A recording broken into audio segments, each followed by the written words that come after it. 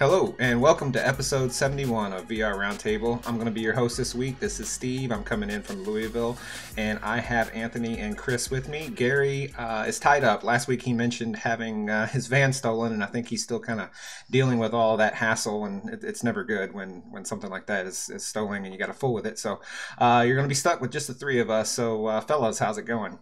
Chris, I'll go to you first. Yeah, it's going good. We finished our first production game. We're now starting a new one, which is probably going to be like a hack and slash vampire game. I don't know yet. We're still working on it, but that's what's been going on in my life. Cool. And Anthony, what's up in your part of the woods? Hey, what's up, man? Everything's going great. Man, don't really have any new news notes. Hey, I'm glad that the Patriots lost, aren't you, Yeah, Steve? so I was just going to say that, since I guess since we did the last show, and yeah, the Patriots lost, and then Elon Musk celebrated by putting a Tesla into space. Everyone's happy when the Patriots lose. America wins, the world wins. So enough sports talk. We know that a lot of our fans don't love that, even though I love it when the Patriots lose. So we were going to have Epic's 911 on this episode, but he came down kind of last minute with the flu, and I know he had mentioned on his YouTube channel and his farewell video, but also on Twitter maybe a couple times that he was going to be joining us for this episode. But again, he kind of came down with the flu last minute and isn't able to be on the show. So if you're here watching this episode looking for him, that's why he's not here. But we welcome you to stay and check out the episode anyway. Maybe you'll like what you're seeing on VR Roundtable. So our first story for this week is it came out earlier this week, but Intel has came out with a sort of a prototype, but a more consumerized prototype. They're calling it the Vaunt. These are AR glasses, and they're very minimalistic. I really like what they're doing in that. So the glasses they almost look like a standard, relatively cheap plastic frame glasses, not all too dissimilar from what I'm wearing. But there's a small piece of technology on the side, unlike Google Glass that was very obvious and had a big cyborg looking thing on the front of them. These are very minimalistic, and they don't show a lot of information. It's more kind of like notifications from your cell phone, such and such is calling you, and it's very basic, but I really like that aspect. But before I dig into it too deep, I'm going to send it over to Anthony. Did you see this about the Intel Vaunt, and what's your take on all of it? Yeah, I saw it. And The Verge, obviously, they were the ones that kind of broke this story. I think they had kind of like Intel basically gave them the exclusive on this. And they had a really big article and a nice video that kind of breaks the whole thing down.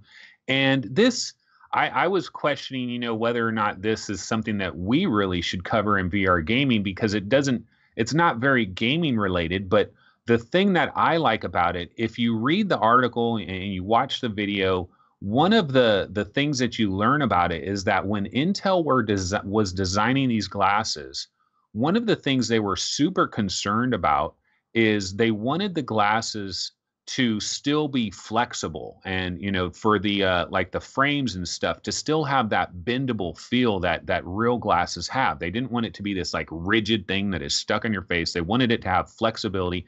And so the crucial fact of these glasses is in the sides of the frame where they have all the technology that is in there.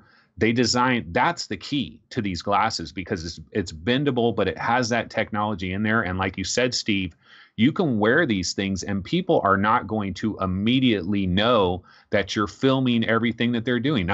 No, these don't actually have cameras. And Intel was very upfront about, we're not putting any cameras on this. This is not Google Glass. So this is not one of these things where somebody is wearing one of these glasses in a bar or something like that, and everybody thinks, "Oh my God, look at this techno dweeb over here that's basically filming everybody." So, like you said, what this does is it's basically like notifications, reminders, like you just got an email, it might notify you that, or you have an appointment coming up at 2 o'clock and you set a reminder.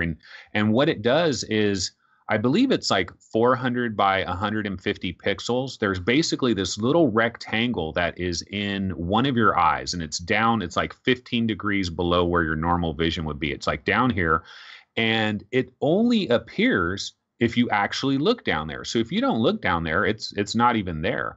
And and so it's like this red monochrome thing. So it's kind of like the Virtual Boys coming back, but basically they can do a lot of different things with this. And so what Intel is going to do with this, it sounds like they're not actually planning to bring this to market themselves, that they want to work with some outside company and that it'll be brought to market under possibly a different name.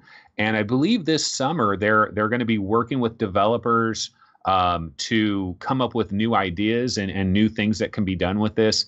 But, I don't know that it's so much in the gaming realm, but what it is in the realm is eventually this is where we need to go. Like, I believe long term, like 5, 10, 15 years from now, the key for VR is I want a situation where grandmas are using it, where 8-year-old kids are using it, and everyone in between. And if you look at the smartphone category, grandmas are using smartphones, 8-year-olds are using smartphones. Everyone is using it. And I want to eventually get to that with AR and VR as well. And this is kind of the first step, because this is where we need to go, where you solve the problem of like just being seamless into your life. So it's not like it's not technology for the sake of technology. You know what I mean? It's like you're building it in a different kind of a way. And I know we're way far away from that from a real VR AR standpoint. This is just like these notifications and stuff. But I think this is a great first step. Chris, what do you think about it? Yeah, I like it. I tried Google Glass like a while ago. One of my friends got it and returned one. So I kind of know what like that feeling is like. It's super cool just to have this thing floating. Something that I thought was cool about these is like it's just they're focused at infinity. They kind of project on the back of your retina, however that works with the laser or whatever. So no matter what you're focusing on, it's always in focus. That's type of stuff kind of is creepy, but it's really cool to me. Hey, but what's super crazy about that part too is they said you could have the worst vision ever. Like you could have the blurriest vision ever, and this will be crystal clear because it's going straight to your retina. Now that is crazy. That's crazy. Like you could just think about the future where like they could reproject the world on the back of your eye and then suddenly everything's like crystal clear. I don't know. I just thought that's kind of a cool technology thing, but man, these look really good. Like I'm sure Steve, you're showing what they look like, but yep, like they actually look like glasses for once, and they don't look like some stupid tech thing. I would never know if someone was wearing this that it was a wearable. So I think that's really the biggest achievement of it. And I don't know how much would you guys pay for this if it was out today and it did notifications from your phone? Well, I personally, I would want to know just what those notifications look like. Like how much is it? Just such and such called you, or such and such sent you a text, or does it plug in? If I'm driving the car and I have my navigation on, will it do a simple pop up that says here turn left in 200 feet or whatever? Like if it has a lot of utility like that, it can show me the name of a track when I'm exercising or something. Like, so long as it does all that, and there's no reason to believe, I guess, that it wouldn't, then I would say, easily 150 to 199 I would pay sort of without a lot of concern. If it gets past that, then there would have to be a bigger utility to it, a bigger impact on my life, I guess I should say. But I also, like you, Chris, I really like this minimalist design, and I think it's what we need. Google Glass had big privacy issues, and I remember in the NBA draft that year, sorry, more sports talk, but me being a big IU fan, Victor Oladipo was in the draft and he was wearing Google Glass, and when he went up stage to get drafted, he wanted to wear it so he could basically film that experience for everybody. And as he was going up, they made him take the Google glasses off. Like they wouldn't let him do it because there's a lot of privacy concerns there. And our world is more and more sensitive to that, so I get why they've gone in this direction. But I think the minimalism, and it's very basic, and I think that's what it needs to sort of kickstart. Like it's a lot like the smartwatches. I do have an Apple Watch, not wearing it right now, but when those things were first coming out, there was a lot of people that were very skeptical, and they would say, well, what's the point? Like, I have a phone. I don't need to see duplicate notifications on my wrist as well. But then you find these little subtle, I guess I'll call them quality of life improvements. You know, I hate to say that a piece of tech is a quality of life thing, but it just can simplify some of the nuances in your life that once you kind of have that, you don't want to go back. You don't want to go away from it. It's like getting power windows in your car. You don't absolutely need power windows, but who would want a car that didn't have power windows now, you know? Yeah, I don't know. It's cool because with the notification thing, I'm so lost. I'm real tired today. Someone else want to say something? I'll come well, back to it. one of the I'll come back to it. concerns I would have with these glasses is like I would need to like see I wouldn't just straight up buy these things. I would need to go somewhere. See, if you're wearing something on your face, like if you're going to wear something on your face for an extended period of time, like you're walking throughout the world, if you're going to I don't need glasses in the first place. So for me they would just be clear lenses.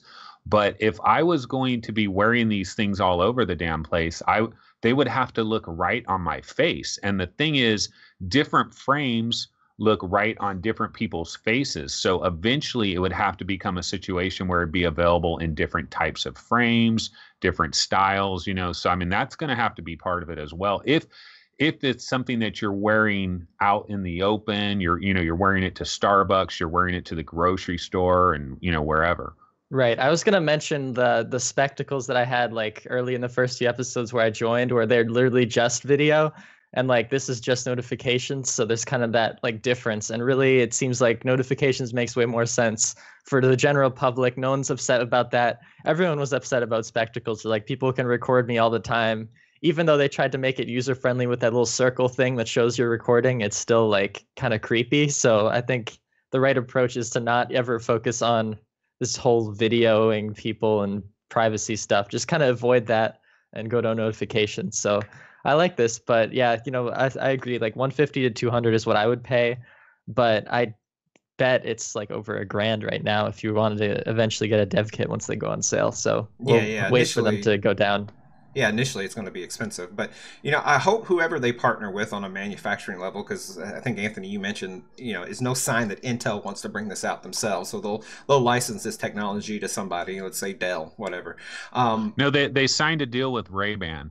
Ray-Ban, yeah. It could be a company like that. So like, if they were able to make that little piece that kind of sits on the side, like if they were able to make it modular so that it just popped off and you could go to your optometrist and get whatever glasses, and there may be a range, some kind of weird, like very specific hipster glasses might not work, but for most glasses that it may just kind of snap on and you can upgrade your glasses and your tech separately. You don't have to kind of do them together.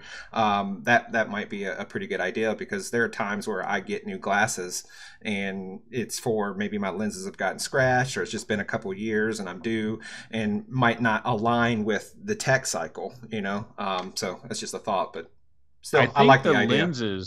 I think the lenses on these glasses, though, actually have something in them as well, because I think what the laser is doing, that's on the side there, the laser is hitting something on your lenses, and then that's reflecting to the back of your retina. I think I might have that wrong. Yeah, that's what it says. But either way, they could at least make sure the frames are supported and just have this little cutout that reflects the light back into your eye. So definitely cool.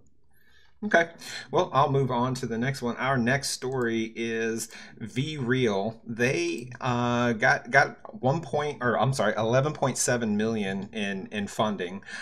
This is a company that I really hadn't paid too much attention to. I'd heard of them before, but recently Chet Falisak came on board, and they have a very compelling product, and I'm very interested in seeing where it goes. But basically, if you think of now, and you're watching this on YouTube, so you've probably seen a YouTuber before, and if you're listening to the audio podcast, I'm sure you've seen YouTube, right? So people play games, and it's no different in VR. We record on a flat screen the monitor output, and people are showing their gameplay, they're doing let's plays, all that, but it's flat, and we all know that in VR that that things take up space. So this Vreal platform, it's basically software that will plug into various games, and people will be able to go in as a ghost and experience the game that you're playing, whether it be live or streaming. And when you're playing, say, I'll say Gorn, they'll be able to move around the space and actually, in VR, see that gameplay. And it's a very, very interesting concept. Anthony, I'm going to send it to you. What I know you saw this story, and do you see yourself actually utilizing this? Will you go on and watch other YouTubers or something play a game like this? Well, you know what I'm interested, the biggest interest for me, and I've said this a million times, I've talked about this a million times, is that in the world of VR, like if you watch a trailer for a VR game right now, a regular two-dimensional trailer, like for example, something like Cold Iron that recently came out, or In Death, or High Noon, or all these different VR games that come out, right? Townsman VR. You see these different trailers, and sometimes when you see these trailers, the game looks so good, and you're like, oh man, this game looks so freaking good. Then you get it in VR, and you're like, this doesn't look anything like that freaking trailer. What's going on here? And I've always wanted this idea where we could have a trailer that is playable in VR, where it's like using the real game engine, so you could actually see what the real game looks like. And what people will say whenever I say this is they're like, yeah, but someone's moving all around like that, you're going to get sick, you're going to get dizzy. And I'm like, no, you don't understand what I'm saying. Like, let's say you could have, like, there's somebody standing there, they're playing Space Pirate Trainer, they're moving around, looking around, but you have the viewpoint of standing like 3 feet behind them, and you're observing them playing Space Pirate Trainer. That's the kind of trailers that I want for VR games in the future. And this technology, although it's not designed specifically for this type of deal, it should be able to work. So I think we could eventually have these game trailers that put you into the game engine, and you get to see it from that standpoint. Now, one of the things we have to concern ourselves with this Vreal technology is, for them to really do the magic that they want to do, they have to take your game, and it has to be integrated into the game itself. Like, they have a deal with Arizona Sunshine, they have a deal with Superhot, and with Gorn, and with Cloudlands VR Mini Golf, and a number of different games, right? So if you sign up on the Vreal platform as a developer or publisher, then they can put that special sauce into your game, so that you can get in there and you can view previously recorded gameplay videos where you're in the game. What are those two YouTubers? It's like Chas and somebody else or whatever. Those two girls that Chas and Carrie. Chas and Carrie. Okay, yeah, they have a video where they're inside Surgeon Simulator, and someone else had played Surgeon Simulator, like pre-recorded their session of it, and then they can be inside there from any possible angle watching this other person's video. And that is super cool. But again, like, this Vreal thing would have to, like, for this really to matter, for them to be the Twitch of VR, which is what they want to be, it has to have widespread adoption. And so that's where it gets a little bit difficult. Yeah. We were it's really there. Yeah.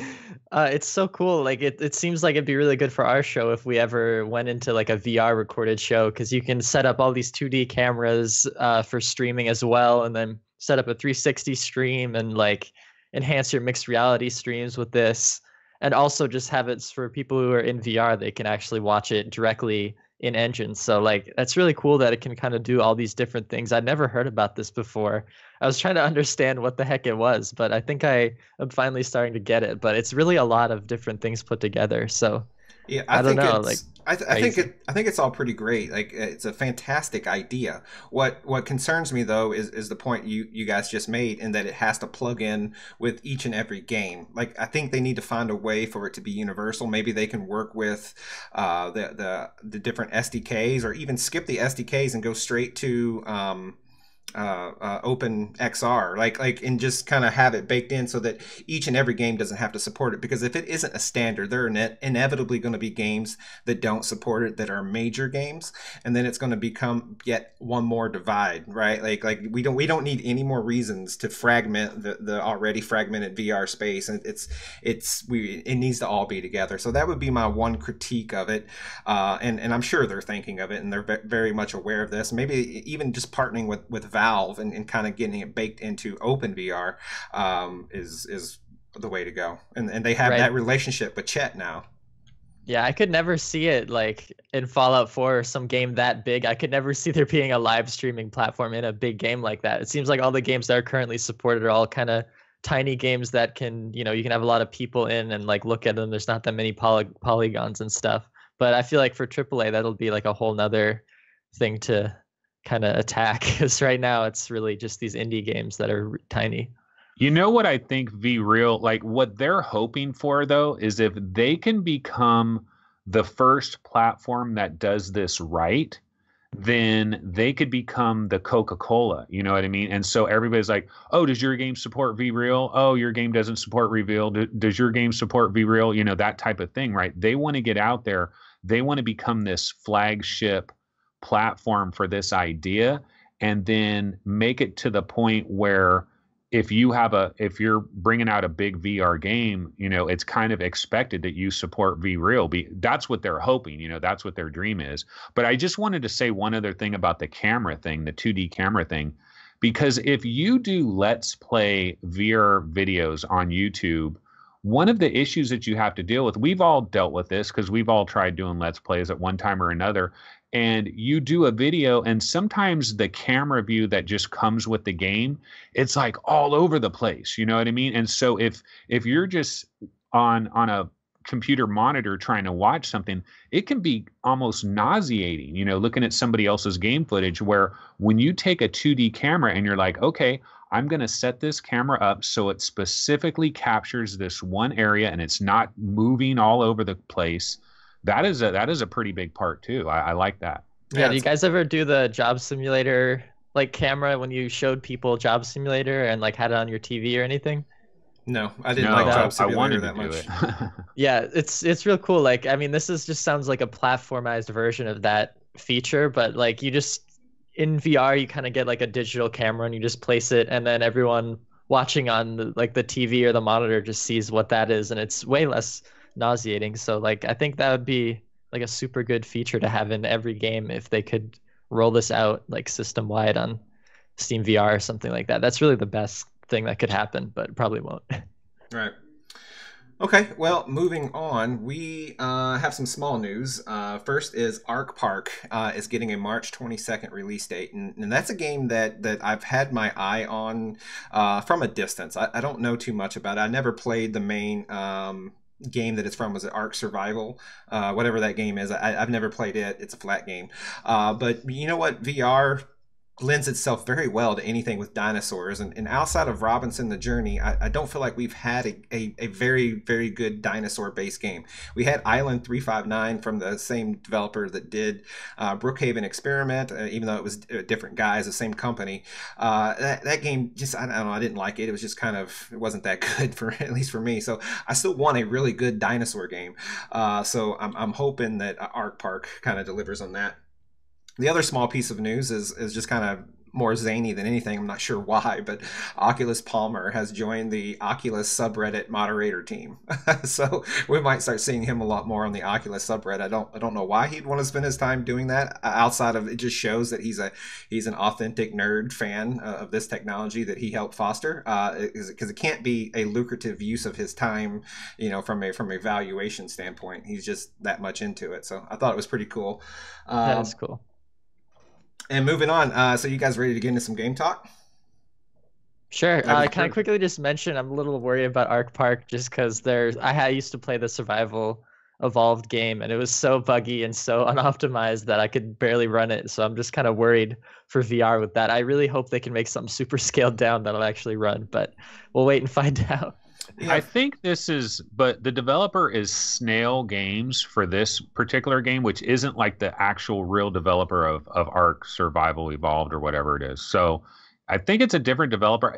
If you watch the trailer for Ark Park, it makes it look like this really magical experience. But I think somebody was saying that like 8 minutes of legitimate gameplay footage leaked out of this game, and somebody saw that and they were saying it kind of looks like a phone game, and they're like, this looks like a phone game brought to VR. So there is a little bit of danger there. Hopefully we'll get some more updated trailers closer to March 22nd, you know. So what I thought was, and I could be wrong because I don't have this prepared to speak to it, but what I thought the game was is it sort of had like two modes, for lack of that. There's the more action. It looks like there's some shooting, some just some action, but then it also looks like there's a sort of a zoo type part where it's more subdued, and you're more looking at models and maybe getting some history on dinosaurs, things like that. So that's what I remember seeing somewhere, that what this game was going to be. So maybe what you saw was more of that subdued and not the action side of it, Anthony. I don't know. Again, I'm speaking just from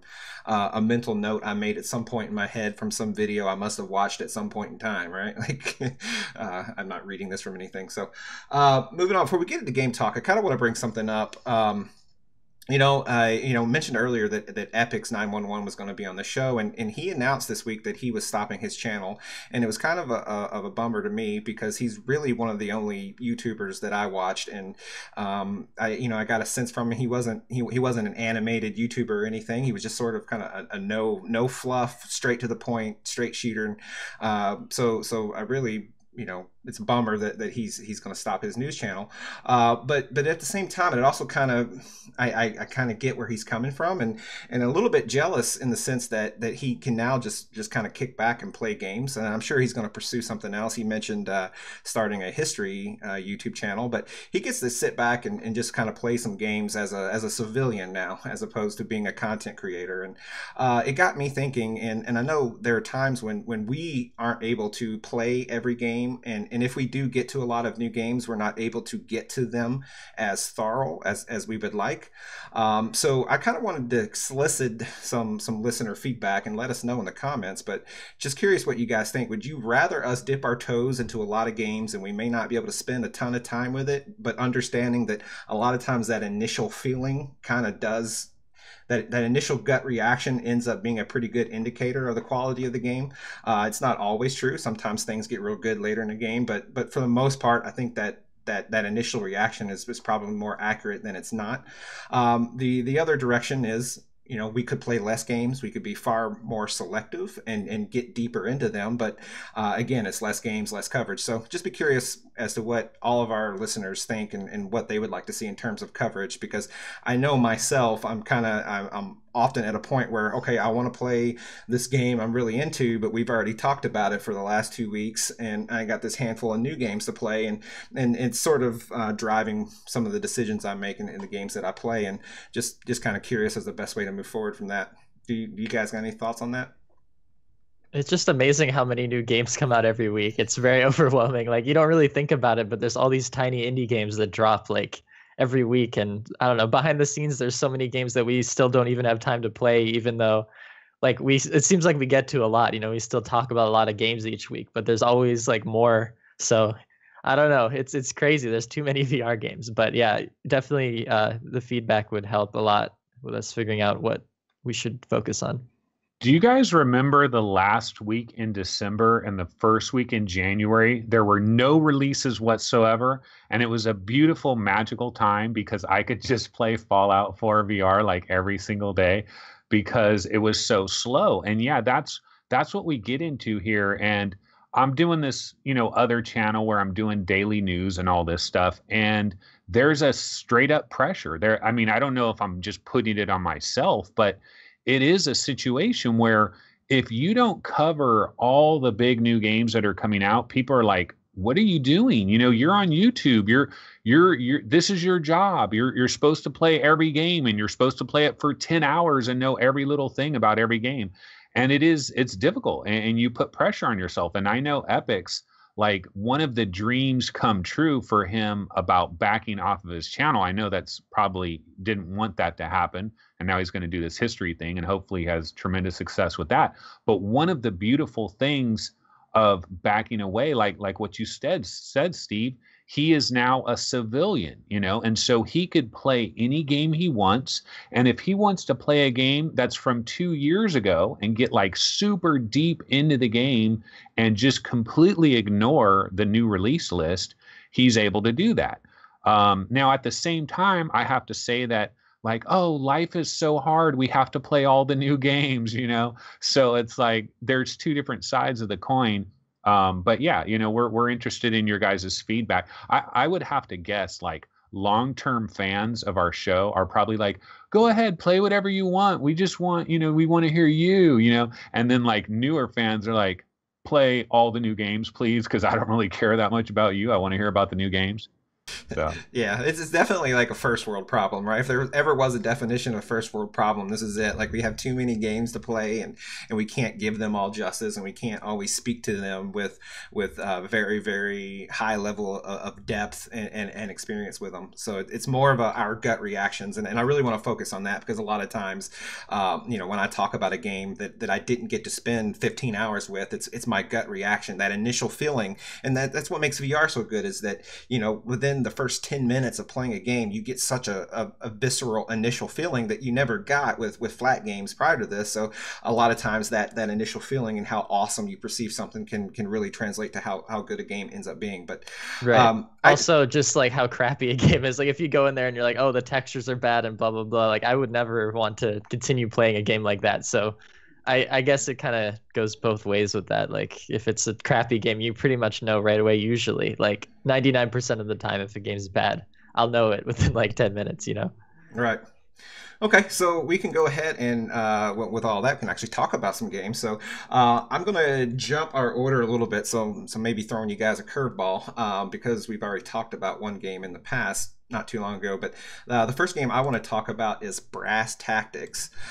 This is a game that is coming out on the 22nd, and I think we're lined up to get a key to it, but I don't think we're there yet. But Brass Tactics Arena launched this week for those that pre-ordered the game, and we were given access to that. I didn't pre-order it. I don't know if one of us did, but we were given access to it, and so I gave this game a go. And I'm probably our resident strategy game fan, which is ironic, because prior to VR, I never played strategy games. So Brass Tactics is being done by Hidden Path Entertainment, and I believe maybe the owner, but at least one person on their team was on the development team for Age of Empires, which again is not a game that I have history with, because I've not really been into history games. But anyways, I've been looking forward to Brass Tactics, because, you know, I've said many times that I'm a fan of Tethered on PlayStation VR, and there have been several strategy games to come and go that I've gotten to that didn't, you know, that I didn't like as much as Tethered.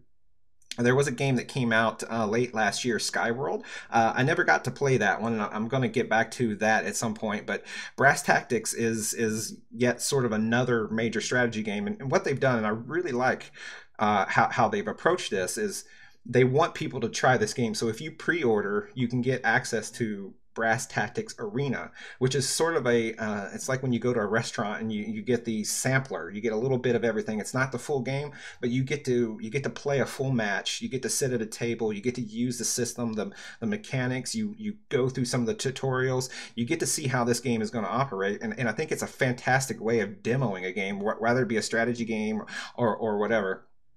So in Brass Tactics, now to actually talk about the game after setting it up, it's a board strategy game, and you're there at the table, and everything looks really good. It's sort of cartoony, and it has that wonderful sense of scale. And I think it might be why I like strategy games in VR now, is that you get that sense of scale, and you can get closer, and you can look at all the little characters and the trees and the mountains, and because you know, it feels a little bit like Google Earth, that you're towering over this world. But what makes this one unique unique is the way you can move around the table. It's almost a little bit like Air Mech Command. If you've played that game, you can freely move around the table and turn. And when you're playing an opponent, they're using the like when you boot your Rift up, really with the old system prior to the Core 2.0 update, but you would see your silhouette, the avatar that you've created in your base system. Well, that shows up when you're playing someone online, and you see them, and they're hovering over their part of the map, and it's all just like really polished and really well done. Strategically within Arena, it's not too deep yet. It's very basic in what I've been able to see, in the sense that you have three types of troops. You have archers, you have warriors, and you have drawing a blank when you cavalry, when you have your soldiers on horseback. And it's a little bit like rock paper scissors, in that archers overpower cavalry, and cavalry overpower warriors, and warriors overpower archers, or something like that. I maybe have that a little bit twisted around, but it's literally, it's rock paper scissors as you're moving your troops around and trying to position them to take an enemy station or enemy tower or whatnot. So give it a go if you have pre-ordered it. Everyone watching this should give it a go. I think it's worth checking out, unless you just know vehemently that you hate strategy games. And I believe starting next week on the 15th, it becomes free for everyone, so you don't even have to have had pre-ordered. So did either of you give this one a go? I didn't have a chance, but it does look really cool, and I love those games where they're really close up, and it'll be cool that it'll be free for everyone February 15th, so you can actually get an online match. So that's what I'm excited about, is versing other people. Once it goes live for everyone, it'll probably be really easy to get a match. Yep. I heard about this like Arena thing, but I didn't know it was like a sampler of the real game. I thought it was like some other side thing, like something totally not the game at all. I didn't know it was kind of like a little sampler. No, yeah, their Hidden Path is definitely billing this as a sampler for the full game. So you can use, I got some notes here. You can use all of the units and their upgrades. You can play the first 2 chapters of the campaign. You can do 1 versus multiplayer map, 1 cooperative multiplayer map, and 1 AI opponent with 2 difficulty levels. The full game of Brass Tactics comes out on the 22nd. It's currently available pre-order for $24.99. I'm sure we'll talk about this game again when the full version comes out, but this being this Arena was actually one of the major releases this week, so I definitely wanted to talk about it now while it might be fresh in a lot of people's minds. Moving on, if I can find my mouse here. The next game we can talk about is Sprint Vector. Now, I'm sure this is a game that you guys played. We had beta access to it a couple weeks ago, and we got a very good look at the game. And Servios definitely sold me on Sprint Vector 3 weeks ago when I played it the first time. But we now have the full game, and they gave us a key for it in Steam and on PlayStation VR. And I spent time playing the game on both platforms, but I've been talking a lot, so I'm going to send it over to Chris. Go ahead and lead us into Sprint Vector. All right. I mean, you guys have already really talked about everything amazing about this game kind of when we covered the beta, but just going into it, it's like one of the most polished things I've ever tried. I love it. Like every single thing, every animation, every character, every map looks incredible. Like everything is so polished. I'm not used to like a polished game like this, because I remember like raw data was very early access for a long time, and it took a while for it to get to that polished state. Whereas it's really cool to just have something release and not be early access. So I love that about this game. It definitely has that kind of Mario Kart music, that Mario Kart feel with the power-ups and everything. The mechanics were super fun. I got so tired playing this game, though. I'm sure you guys experienced that too. But yeah, I really can only play this for like 30 minutes. But maybe I'm not in the right stance yet. I don't know. I'm still kind of trying to figure out what my style is. Like if I just go fast or jump, I don't know. Chris, yeah. Are you playing it on your Rift? Yeah. Have you had, because I have this problem, and I don't, if Steve, I don't know if you've been playing it on the Rift too, but the brake, the brake is the grip button, and it is so easy to accidentally hit that grip button that I think that is my biggest frustration with this game. I was just curious if anybody else had that problem. No, I do. Like I have had that issue, and I think I even said when we previewed it before that this game may actually play better on a Vive for that reason. So Yeah. I spent time playing it on PlayStation VR, and first off, the game performs very well on PlayStation VR. There's some noticeable jaggies compared to the PC version, of course, but it looks good. It plays just as smooth and is just as polished on the PlayStation. But I think in a way, outside of it looking slightly less as good. I think I may prefer the PlayStation version because of the controls. The Move controllers are actually pretty perfect for this game because you squeeze the triggers just like you do on the Rift, but the brakes function not by hitting the any of the face buttons or the Move button, but by doing the triggers and the Move buttons together. Do you brake? So the only time you brake is when you're very consciously and very intentionally intending to brake. And then for jumping, as opposed to hitting, I believe the A and the X button on the Rift touch controllers, you just hit the Move button on either hand or both and do that motion. So controls I think are much better just from a ergonomics and from a controller design standpoint. I would like to play this game on maybe on the Rift using open input emulator, like what we do when we play Fallout, and remapping the grip to the Surface buttons to kind of get rid of that issue. But still, Yeah. My question is, well, I was just going to say is like, how often do we even use the brake in this game? Like, I know there's certain spots in a track where you're like going around a corner or something and you do want to brake because otherwise you're going to like slam into a wall and it's going to slow you down. But it doesn't seem like brake is that commonplace to be used in this, where it's almost like you could go, I haven't even looked in the options. This is how lazy I am, but could you just turn it off and live without brake? Or I was gonna say there's a disable brake thing in the options, and they just out a hot fix a few days ago because there's a bug where if you were trying to brake, none of the other buttons worked even when you had disable brake on, but they fixed that.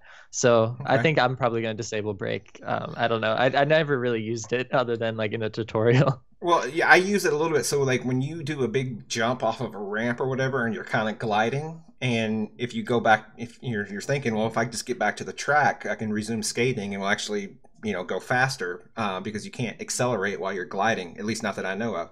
By hitting the brake while you're in air, you'll kind of do a slam down to the ground, and it'll get you back on the track quicker. So there is a function for the brake outside of just braking. So I'm not sure if I'm going to disable it. And like Anthony, I haven't rooted through all the menus yet because like just right out of the box, I think the game plays pretty good.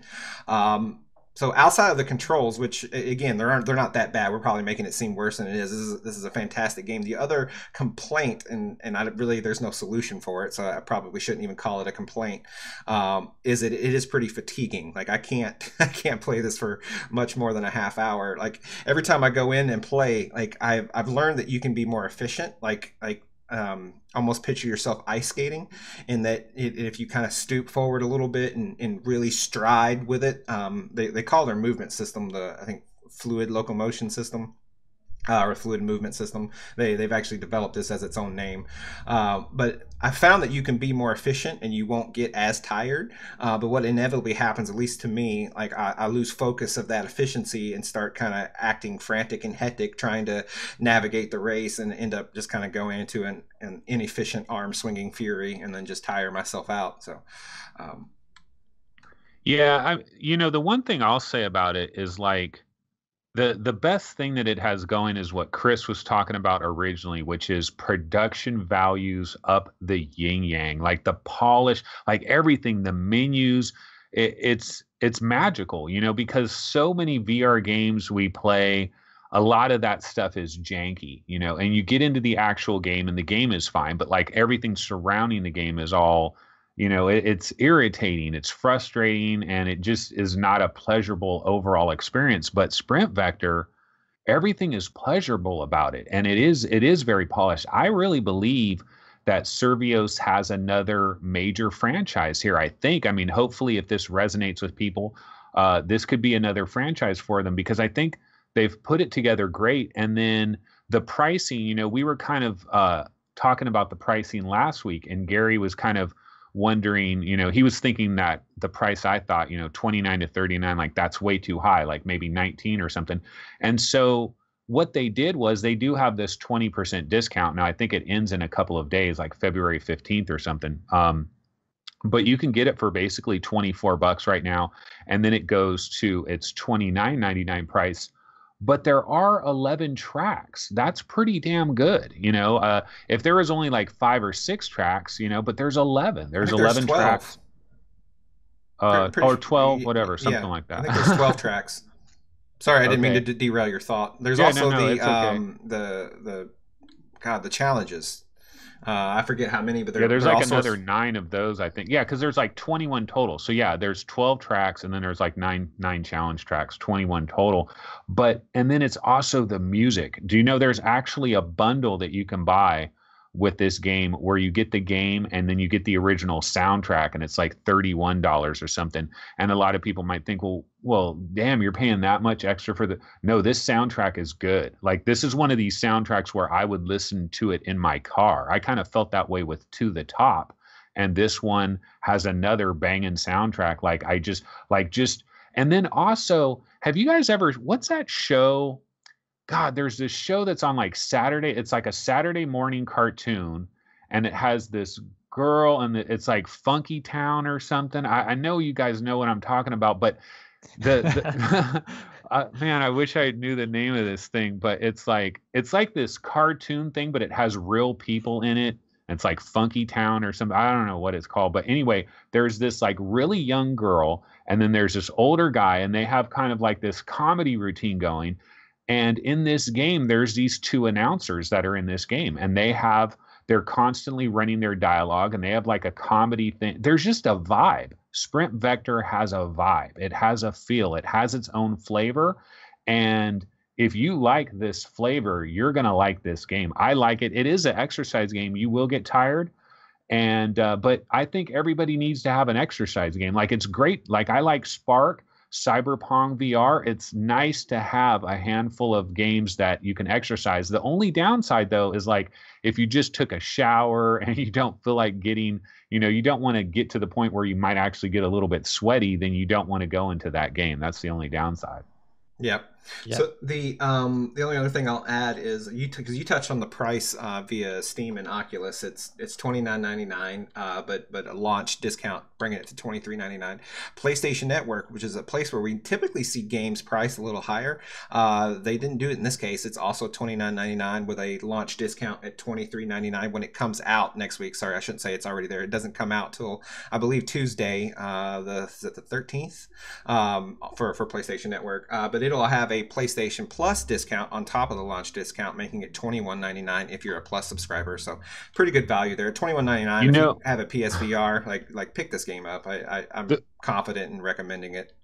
The one thing that sucks about PlayStation, though, like whenever I compare the PlayStation to like Vive and Rift, is like, oh yeah, I gotta pay for multiplayer, and I'm not paying for multiplayer. So you get it free on the Vive and Rift. That's one of the beautiful things about the Vive and Rift.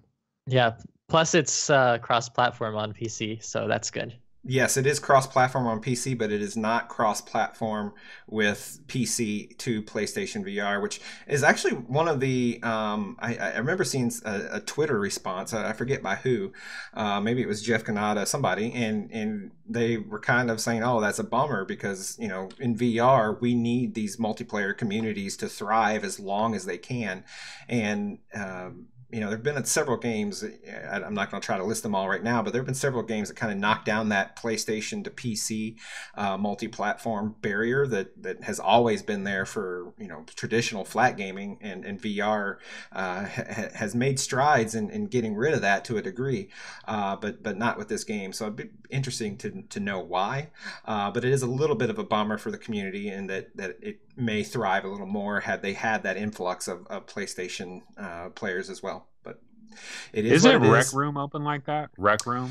I think like everybody. Yeah, I think Rec Room is, and I know there are more. I just can't think of them right now. But there's a history of it. Yes, there we go. I knew there were more. I'm just kind of brain dead a little bit trying to think on the fly.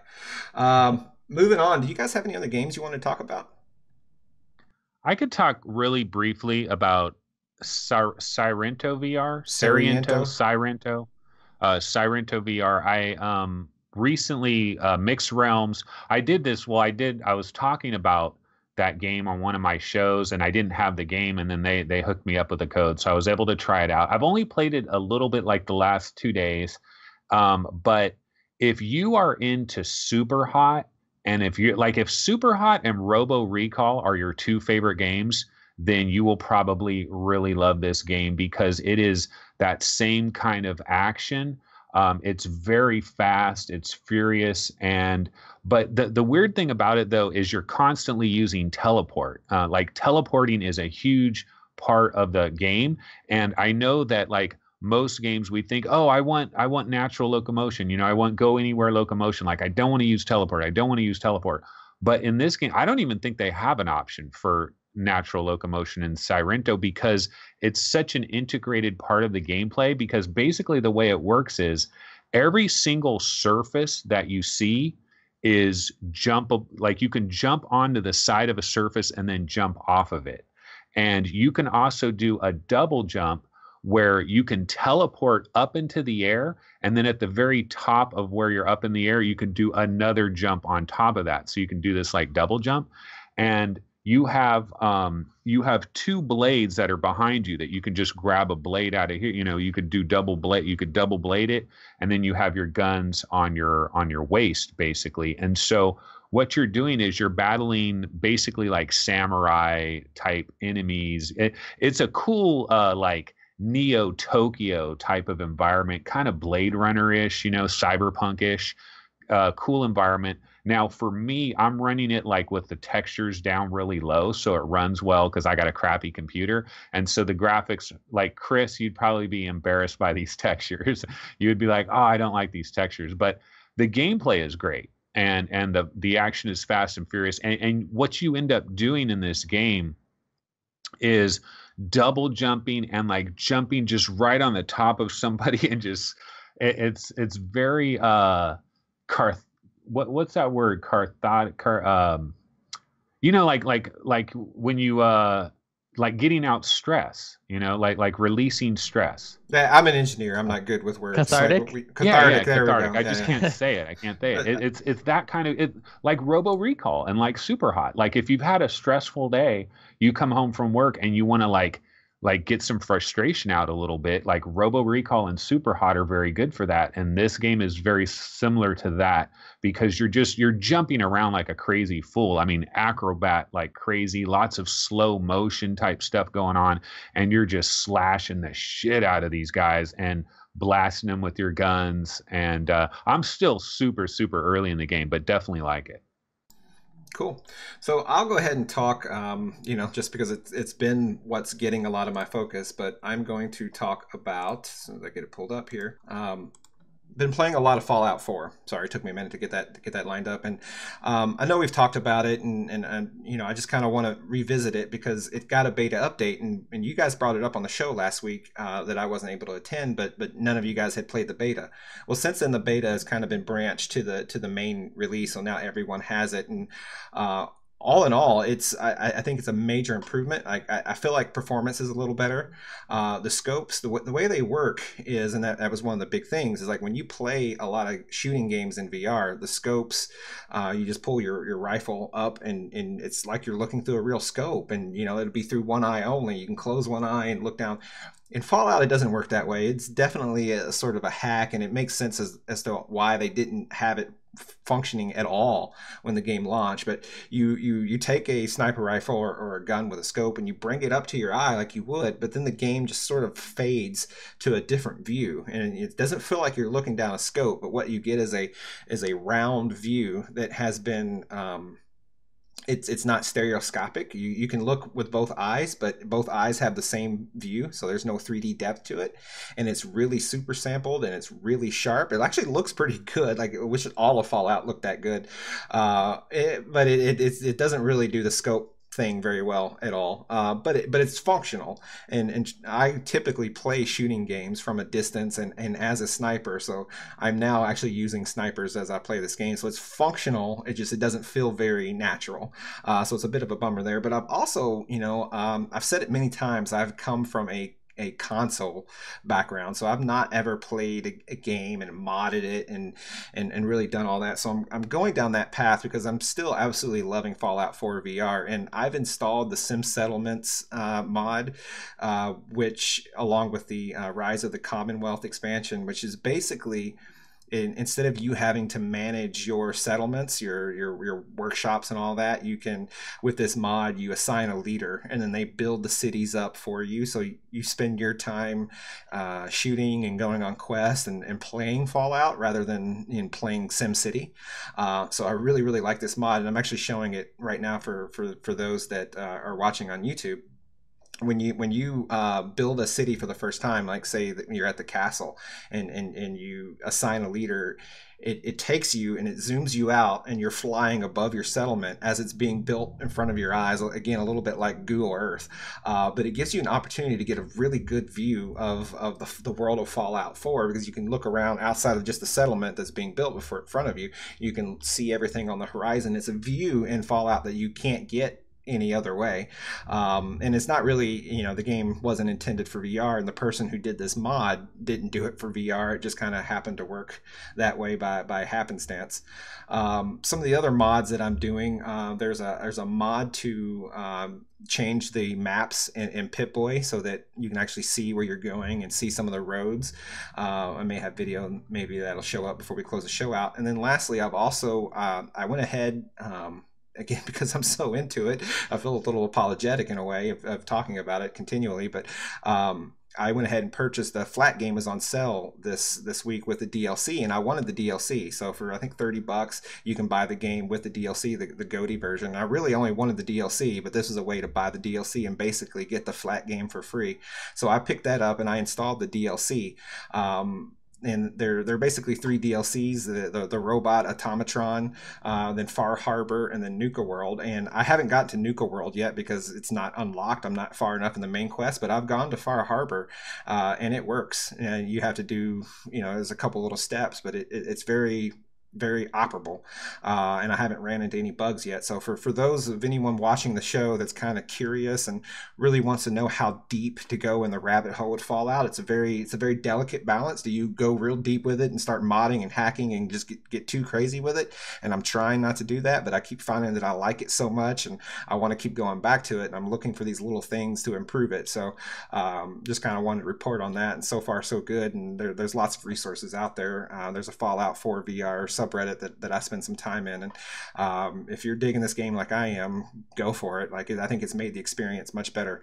One last thing, there's also an optimization project that it only has the downtown and the DLCs right now, but someone who knows what they're doing, apparently better than Bethesda, is going through and optimizing all the textures and all of the, I don't understand the lingo because I'm not in that world, but basically optimizing the game so that it runs better. And downtown is a problematic area, even on my 1080 Ti, and I'm not super sampling this game at all, it would still kind of chug a little bit. With this optimization project, it doesn't chug at all. So Anthony, like, I know you want to get back into Fallout, like you should maybe look into doing this, because I know you're on the lower GPU, and anything that you get that can help is certainly, I think, worthwhile. Yeah, speaking to that previous topic that we had, I have not played Fallout 4 VR since like early January, late December. That's when I played it, and all these games are coming out. But yeah, it would be nice to go back in there. And I'm kind of curious after this major update, that I haven't tried it since this entire major update. So I would like to try to get back in there and check it out. Yep. Yeah, so at the update, I went, and that's when I also installed this optimization mod.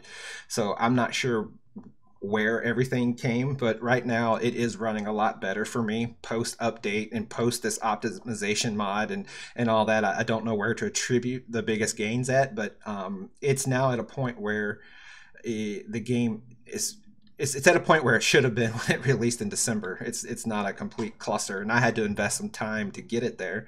But I'm pretty glad that I did, because this may become my favorite. I'm not ready to knock it off of the RE7 pedestal yet, but it's right there with it. Like, this has been game of the year, baby. Game of the year. It's a great experience. Like, I'm really, really into it. One other quick question, though, because playing this on the Oculus Rift, like, we would use that open VR emulator thingamajiggy, right? So that because of the clicking of the thumbstick, that was always the big problem to navigate like different menus and stuff. So where is that at right now? Like, is there a more updated version of that, or do you have, or every time you play this game, you got to go in there, you go into Open VR emulator, and you go in and do left controller? You know, do you still do that process every time you play it, or have you figured out anything else for No, that? you still got to do that because basically it doesn't. I don't know if there's a setting that makes it retain it. Basically, every time you reboot Steam VR, you have to go in and redo it. So it's not really linked to Fallout specifically. It's every time you close Steam VR, you have to go in and reapply those settings. I don't know if there's a setting in a menu somewhere that makes those changes static, but I think I prefer them to reset so that when I go to play something like Sprint Vector or something, it doesn't have the mapping. Like I have to very consciously, you know, I'm going to play Fallout now, so let me drop into Open VR input emulator and tweak those settings. And I'm so quick at it now, it probably takes me 7 seconds. It's really not a big time suck. So, and I usually can, and I can do it while the game's loading. So I'll go into put the headset on, load Fallout 4 while the game's loading, pop into input VR emulator. So usually I already have all that done before I get to that main splash screen in Fallout 4 where you choose continue, all that stuff. So it's not a major deal, but there is no say. There isn't a separate branch, like, so I'm doing the very basic, but there is a branch where you can look at the settings and you can make it so that instead of having to click in on the wheel, you can like hold the A button and do your turns instead, like flip the thumbstick. So it's like that A button or the X button becomes your click. So you can remap things. There's more flexibility there, but I'm keeping it straightforward. I've already spent 25 hours or whatever I played the game playing it a certain way. I'm not really going to change directions at this point. Yep. Okay, well, I guess Fallout 4 ramble over. So that's going to conclude this episode of VR Roundtable. This has been episode 71.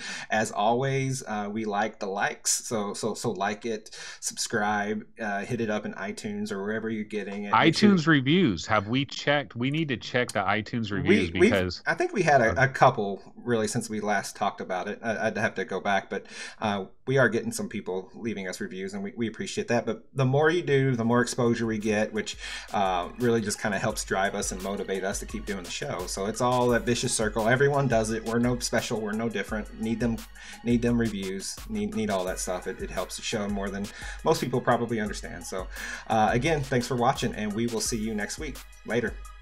Later. Bye.